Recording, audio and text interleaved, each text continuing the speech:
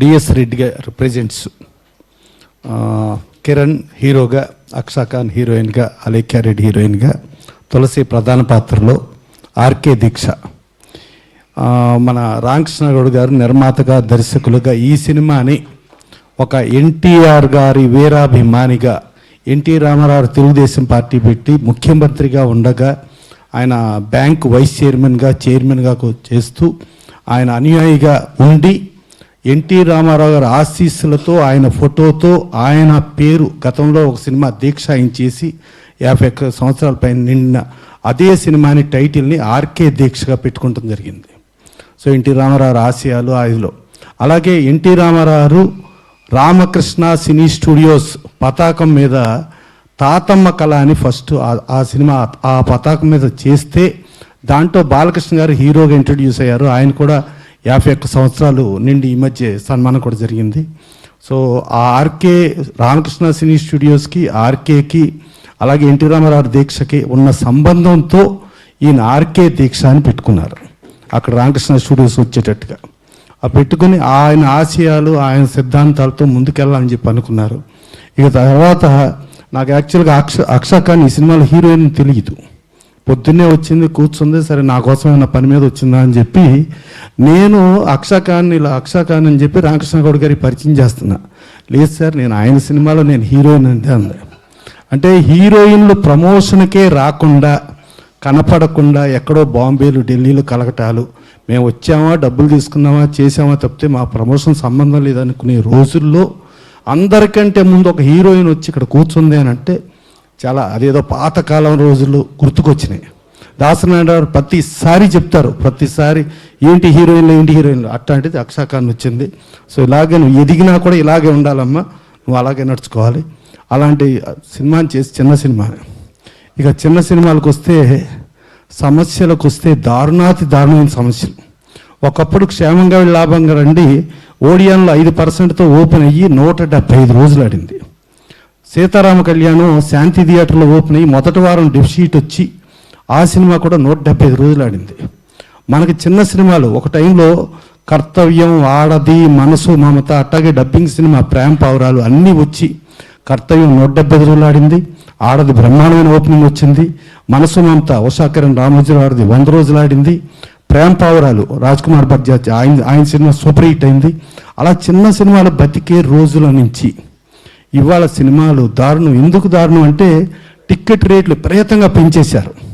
దాసనారాయణరావు బతికినంత కాలం పోరాటం చేసేవాడు, ఎప్పుడు టికెట్ రేట్లు పెంచకూడదు, ప్రేక్షక దేవుళ్ళు అంటాం, వాళ్ళని లూటీ చేయకూడదు, వాళ్ళని కాపాడుకోవాలి, వాళ్ళకి తక్కువ రేట్లు టికెట్లు పెడితే వాళ్ళు అన్ని సినిమాలు చూస్తారు. మనకి సంక్రాంతికి ఒక 6, 7, 8 సినిమాలు వచ్చినా కూడా చూడగలిగిన కెపాసిటీ తెలుగు ప్రేక్షకులకు మాత్రమే ఉంది అని అనుకుంటుంటే ఇవాళ 2000 నుంచి 5000 రూపాయలు టికెట్ పెట్టి ఒక కుటుంబం ఒక 30,000 రూపాయలు ఉంటే వాళ్ళకి మిగులు బడ్జెట్ ఒక 4,000 ఉంటే ఒక ఏదో హీరో సినిమా నలుగురు వచ్చి 4-5 20,000తో సినిమా చూస్తే వాళ్ళు 4,000 చొప్పున 5 నెలలు ఇంకా వేరే ఏ సినిమా చూడకుండా, ఏ చిన్న సినిమా బతకనివ్వకుండా చేసే విధానం తప్పు.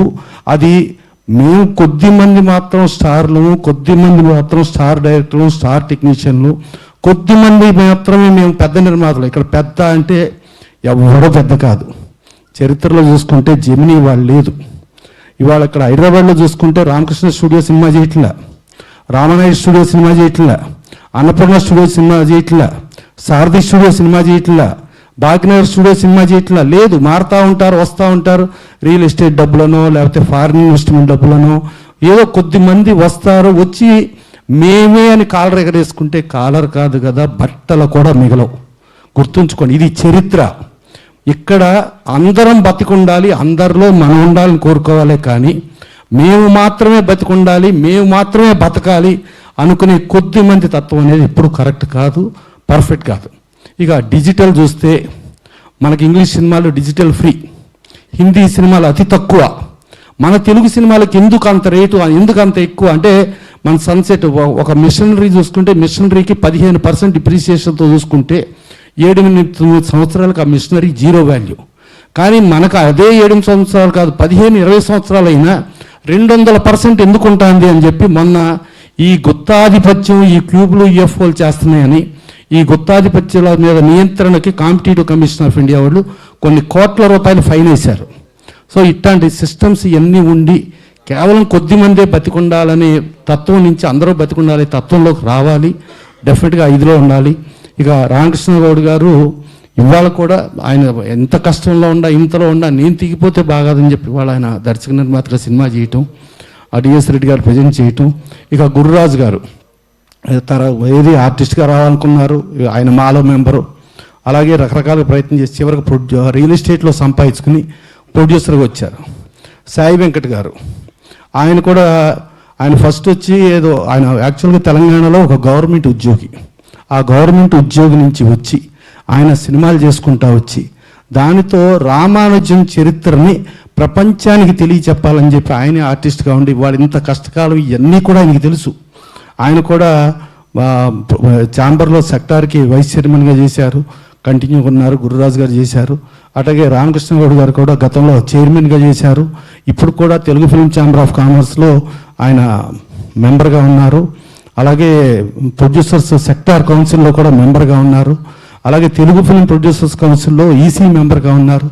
అన్నీ తెలిసి ఇక్కడ ఉన్న ఇండస్ట్రీలో ఉన్న అన్ని సమస్యలు తెలిసిన మనం తీసి మనం ముందుకెళ్ళకపోతే ఇది ఎట్టా అని అనుకుని మనకి ఎట్టాగే ఇలా గుత్తాధిపత్యం చేద్దాం అనుకుంటే రామారావు గారు నాగేశ్వరరావు గుత్తాధిపత్యం చేసి ఉంటే ఇవాళ చరిత్ర లేదు. కానీ వాళ్ళు ఇప్పుడు చేయలే. వాళ్ళ ఇండస్ట్రీ బతికుండాలి, ఇండస్ట్రీలో బతికుండ దాంట్లో భావితరాలు కూడా బతికుండా అనుకుని రామారావు నాగేశ్వరరావు కొన్ని లక్షల కోట్ల రూపాయల రెమ్యునరేషన్ ఇచ్చే స్థాయిలో ఉన్నా కూడా ఇండస్ట్రీని బతికించుకోవడానికి బ్రదర్ నువ్వు ఒక 10,000 తీసుకో, నేను ఒక 10,000 తీసుకుంటా, హీరోయిన్ ఒక 7,000 తీసుకుంటారు, క్యారెక్టర్ ఆర్టిస్ట్ ఒక 5,000 తీసుకుంటారు, ఏదైనా కమెడియన్ కూడా బాగా స్ట్రాంగ్ అయితే వాళ్ళు 10,000 తీసుకున్నట్టు అయితే ఇండస్ట్రీని బతికించుకుంటాం, భావి తరాలకి ఇండస్ట్రీని కాపాడుకుంటామని వాళ్ళు కాపాడబట్టి ఇది జరిగింది. ఇవాళ కాదు మేము 4-5 బతికుండాలి, మేము బతికుంటమే ముఖ్యం, ఇంకెవడ బతికుంటాం కాదు అనుకుని కోరుకునే వాళ్ళందరికీ డెఫినెట్గా చరిత్రే సమాధానం చెబుతుంది. డెఫినెట్ ఇప్పుడు ఎవడో శాశ్వతం కాదు. భగవంతుడు ప్రకృతి ముందు అందరం వీక్ అవుతాం. డెఫినెట్గా ఆ రోజుకి వచ్చిన రోజున మనం ఎదుర్కోగలిగే కెపాసిటీ కూడా ఉండదు. ఒక సునామీ వచ్చినా లేకపోతే ఇంకోటి వచ్చినా ఒక విధ్వంసం జరిగినా ఇలాంటి కలియుగంలో పాపాలు పెరిగితే డెఫినెట్గా ఈ పాపాలకు ఒక అంతం ఉంటుంది. ఆ అంతం ఉండే పరిస్థితి ఉంటుంది. అందుకని డెఫినెట్గా ఇవాళ చిన్న సినిమా బతికుంటేనే ఎవరైనా ఉండేది. ప్రతి చిన్నవాళ్ళు ఇవాళ మనం ఆస్కార్ అంటున్నాం. రాజమౌళి గారు వచ్చింది ఒక స్టూడెంట్ నెంబర్ నుంచి చిన్న సినిమా. అలాగే మనం తేజ అనుకుంటాం ఒక చిన్న సినిమా. అలాగే కృష్ణవంశీ. ఇవాళ ఉన్న స్టార్ హీరోలు, స్టార్ టెక్నీషియన్స్ చిన్న సినిమా లేకపోతే ఎవరో రారు. భవిష్యత్ తరాలకు కూడా చిన్న సినిమాల నుంచినే వస్తారు. డెఫినెట్గా చిన్న సినిమాలు బతికుండాలి. చిన్న సినిమాలు బతికుంటే అందరూ బతికుండి అందరూ బాగుండాలి, దానిలో మనం ఉండాలి అని కోరుకోవాలి. దయచేసి అలా ఆ భగవంతుడు కూడా వాళ్ళకు కూడా ఒక మంచిని ఇచ్చేస్తూ వాళ్ళని కూడా మార్చేట్ చేయాలని కోరుకుంటూ ఈ దీక్ష అద్భుతమైన విజయం సాధించాలి. ఆ రామారావు ఆశయాలు ఆశీస్సులతో ఆయన అభిమానిగా ముందుకెళ్తున్న రామకృష్ణ గౌడ్ గారు దీంట్లో వచ్చే డబ్బులు ఇంకెన్నో సినిమాలు చేయాలి. ఆ రామారావు గారు ఎన్ని సినిమాలు చేశారో అన్ని సినిమాలు చేయాలని మనస్ఫూర్తిగా కోరుకుంటూ థ్యాంక్ యూ.